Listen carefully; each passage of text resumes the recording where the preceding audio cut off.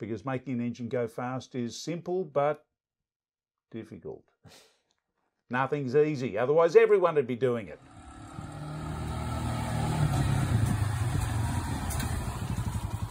Hello and welcome to Twist Grip Tales, and welcome to our engine builder, Aaron. Welcome. G'day, Bruce. We're going to be talking engines tonight, Aaron. And we all know that this tiny little engine has got a lot of work to do, but where is all the power of this engine? In the head.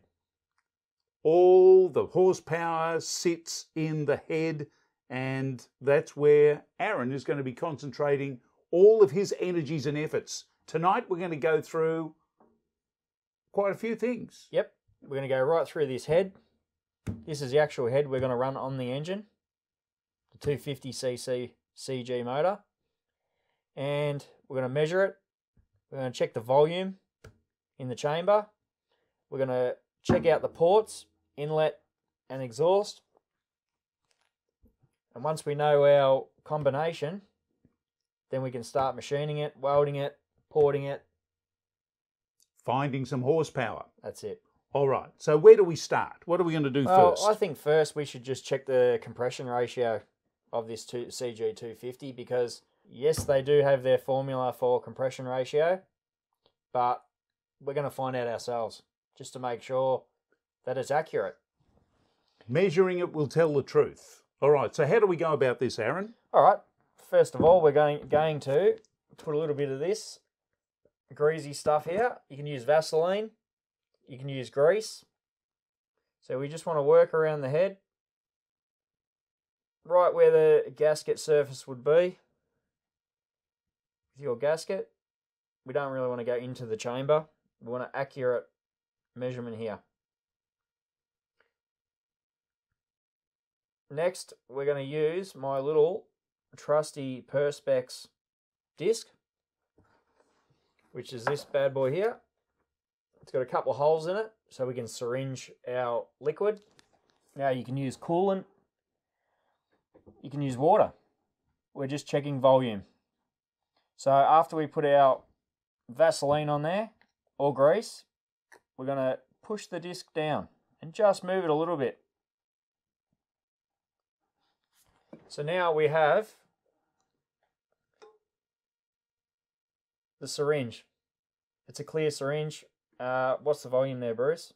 25 cc's. 25 cc.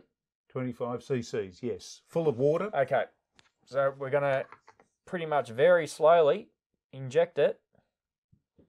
Now it's going to fill up the plug hole. It's going to go around the valves. And we're going to check our volume.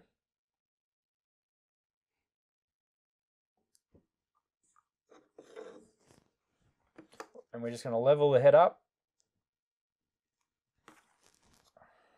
Pull a touch more.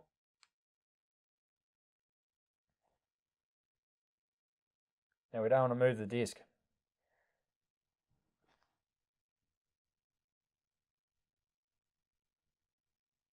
Okay. So that's pretty much our volume in the cylinder, in the chamber. So now we're going to draw that out.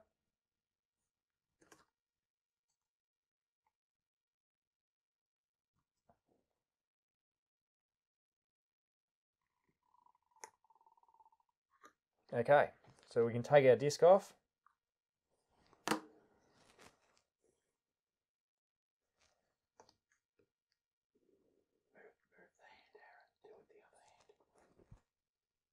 All right, so we've drawn all that out. And we know, because we have done it earlier in the night, that we know... We've practiced that it has how many cc's? 25 cc's, a Okay. full syringe. So a full syringe, 25 cc. So we know what the compression ratio is now. So we've got a 250cc piston sweeping, 250 cc's. On top of that swept volume, we have the chamber at the top.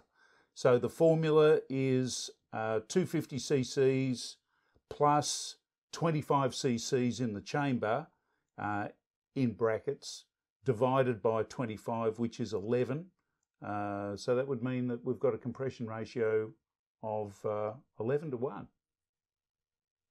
which is a lot. And it's a flat top piston. It's got a little bit of volume in the reliefs. There's not a lot there. So our compression ratio that we want to run comes down to what fuel we're going to run. And the fuel we're going to run is either Power Plus 100, which is a racing fuel. It's pure hydrocarbon with just a little touch of oxygen, 3% oxygen, which is allowed under the rules. The other option is RU 98. RU 100? RU 100. They're about the same sort of formula. I think it's an homologated superbike fuel or something like that. Yeah, they're pure racing fuel. So there's none of the additives that you get with, it's pure cracked fuel. It's guaranteed to be the octane rating that it's nominated, 100 octane. And so we don't have to worry about it being a winter fuel or a summer fuel with all the additives that you get at the petrol pump. And so that's going to give us the opportunity to go to 14 to 1 compression ratio. And we're going to try and get as close to 14 to 1 compression ratio as we can, which will bring us some other problems that we'll talk about another day, because making an engine go fast is simple but difficult. Nothing's easy, otherwise everyone would be doing it.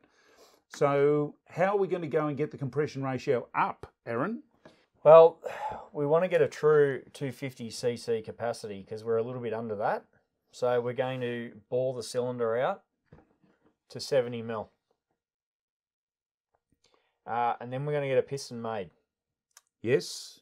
So need a piston to fit, because the standard pistons don't go to that size. So that'll give us a full 250 cc's. And then we need a piston that's going to go up into, instead of being flat on the top like these, it's going to come up into the combustion chamber. Yep. We'll have a domed piston, which will raise the compression. And we're going to do a little bit of welding in the head as well. Yep. So where are we likely to be doing that? I think we're going to weld in here with the TIG. And we're going to create some shape in here. And a little bit behind the spark plug. A little bit behind the plug, which will reduce the volume. Now we can dummy that up. We can. We've got some Play-Doh here. So why don't we dummy it up and see what compression ratio we're going to get if we weld the head up. And this technique is called bathtubbing. I don't know why it's called bathtubbing, but that's what they call it. It changes the combustion chamber from a spherical combustion chamber, which in the old days, Hemi heads were the best. Now we've found out that we can get, with higher octane fuels, a better burn, more power, by making the combustion chamber, instead of round, hemispherical, we make it elongated, like an oval. So let's go and see what happens to the compression ratio when we do that. We've just put a little bit of Play-Doh into the chamber. Just a rough guide on how to lower the volume. So we've done a bit of shape there.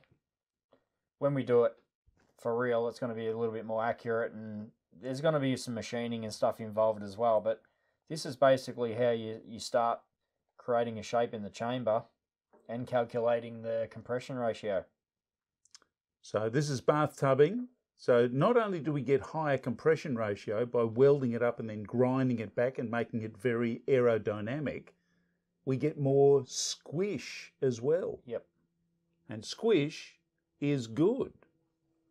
So let's measure this and see what the theoretical compression ratio is, because I don't think we could achieve as much as this in the real world, but let's see what it's going to give us anyway. Yep. So before we did the Play-Doh treatment, how many cc's did we have, Bruce? We had 25 cc's, which 25 gave us cc. 11 to 1. Okay, so let's do it again. Just put a little bit of the Vaseline there.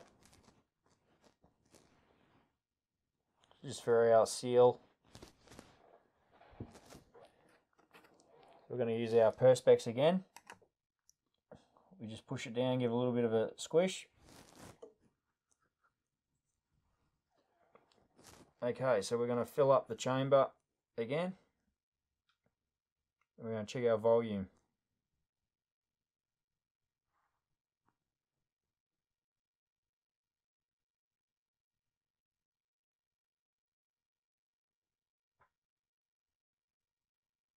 Okay, so a few air bubbles coming out.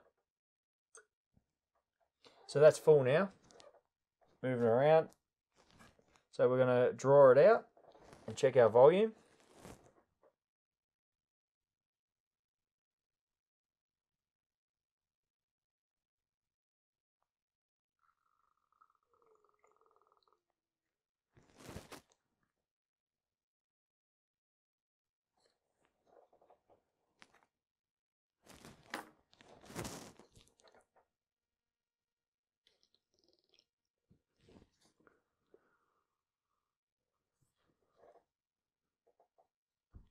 There's not much left in there. Not much left.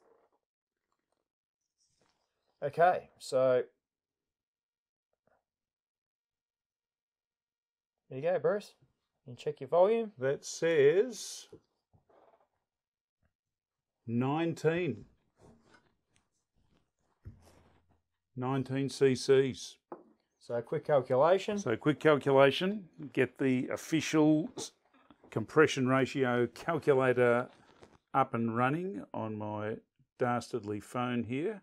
We've got 19 and 19 gives us 14 to 1. 14 to 1. So high five. So when we weld this head up, That wasn't a high five. high punch. What was that? High five. So when we weld this head up, we're not going to be able to weld this head up this much because we need the clearance for the dome piston, and there's going to be some Play-Dohing and stuff for clearance as well to check. So yeah, there's going to be some issues along the way. We'll get there.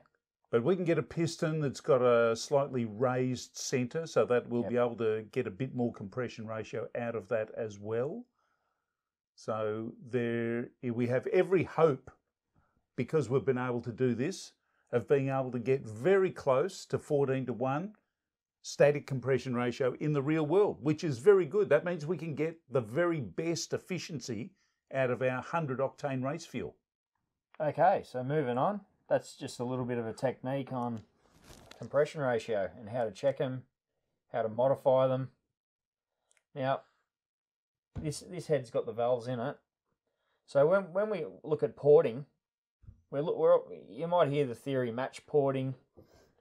So the inlet and the exhaust matches the carburetor size or the manifold size. Here's a manifold here. So basically when the manifold goes on it, we want to make sure that it's all smooth, right from the carburetor, right through into the valve. We want to make sure there's no sharp edges and it all just flows straight in. And this is a standard manifold, which you find on your ST250, which has got a bend in it. And we're going to be looking to use one which doesn't have any bend. So from the carburetor into the inlet manifold, we're going to have a straight run. So gas will be able to see that all the way down there, a straight run. So get the most efficient gas charge down into the cylinder through the carburetor. Very important. So that's the inlet track there. It's got a very big port compared to, say, a 125 head. Now we're going to be using a 34mm, maybe even a 35mm carburetor. So let's just measure this one as it stands at the moment. And this port is 29mm. So we have an opportunity to open this up a little bit, or if we want to keep the gas flow high, there's an advantage in having high gas flow. Maybe we leave the port small and we have the manifold taper down from 34 so we can get high-speed gas ramming into that cylinder. We've got to have that discussion yet. We also have to try and fit the carburetor into the bike too. We may change the angle face of this. Just depends on when we sit the carburetor on it. Because the carburetor sits very close to the frame. It does, which is pretty common on these bikes. Now the next thing is when you remove the valves out of the head, that's where the crucial part of the porting is. We want to make sure that when that valve opens, it's got a very smooth track. Because that gas has to go around the valve stem, around the head of the valve, and then come around and fill up that chamber. And that's a very tortuous path, and we want to make that as smooth as we can possibly make it.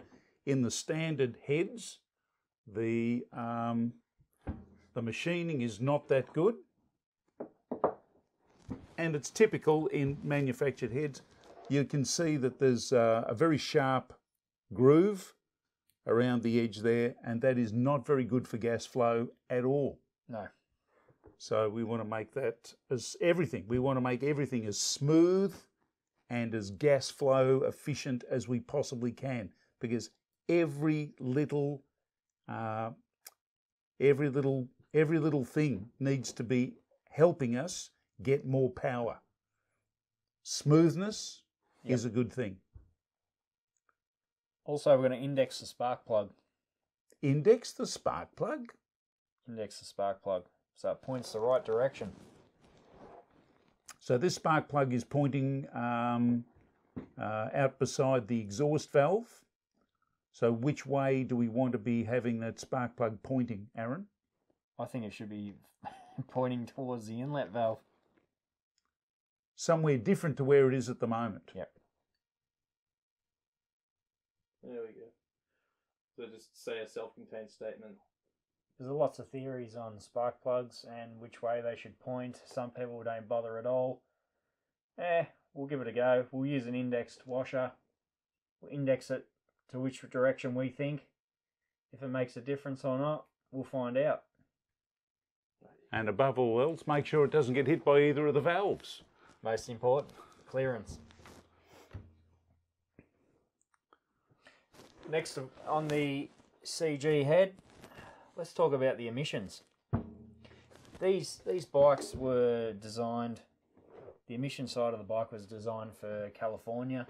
Very strict smog rules. So this part of the head here is the return back through a valve, back into it's got the filter, and it plumbs back up to the intake. So we're going to modify all this. We're going to block this off because we don't want this. And I think we'll feed a bit of a rod or something in here and then machine it out. So it's a smooth track. Bit of aluminium rod. Yep. Fill the hole up. We want a smooth path. And help it to be a little bit cooler rather than heating the head up. Now, the exhaust we've got is the Michael B header. We're going to port this right out to the size of that header. We want that exhaust gas to just flow through the header. So we're going to blueprint or match the port size to the pipe. Port, yep. And that's a full 35mm pipe on the outside, so it's probably 31, 32mm on the inside. And this is only, what have we got in there? That's looking like 26mm. So we've got another, we've got another 10mm we can take out of that. We're going to give this a real big port in here. And match that up to the exhaust pipe. Just enough to get the gasket in. And that should be just about it, I think. That should flow nice. Yeah, that's the CG head. So we've got a lot of work to do. Got a lot of work to do. And then it's all relevant to the camshaft, the profile of the cam, valve springs. We're going to have to go through everything. So this is the standard cam. Just one little lobe doing all the work. And we've got a new cam coming in.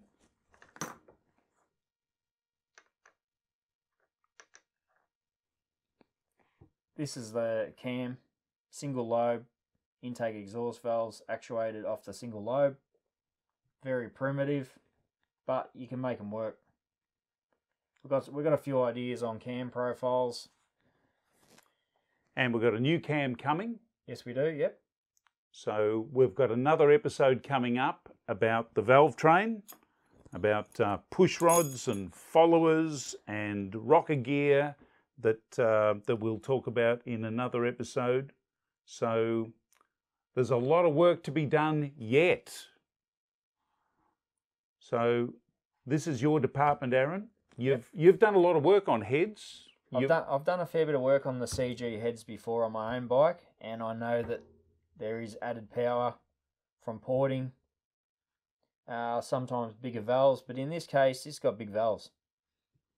I don't think it needs bigger valves, Bruce. No, it's looking pretty good. 36mm inlet and 32mm exhaust. So that's very similar to Ducati single cylinders. And we'll have more about that comparison later on. So is there anything you want to say in wrapping up, Aaron? I think that's it, Bruce. We've gone through the head, and it's time to get busy and start welding and cutting. Start working it. Make the head work. There we go. All right. Well, let's let Aaron get on with that, and we'll come back. We'll do another episode. We'll be talking about valves and valve followers and all those sorts of things that help the engine run. The heart of the engine is the piston. The lungs of the engine is in the camshaft and the valve train. So we'll come back and talk about that. So thanks for watching. Thanks, Aaron. Thank you. Don't forget to like, subscribe, and we're going to see you next time. Follow us as we head for the salt to set a world land speed record, or very close to it. See you next time. See you, Bruce.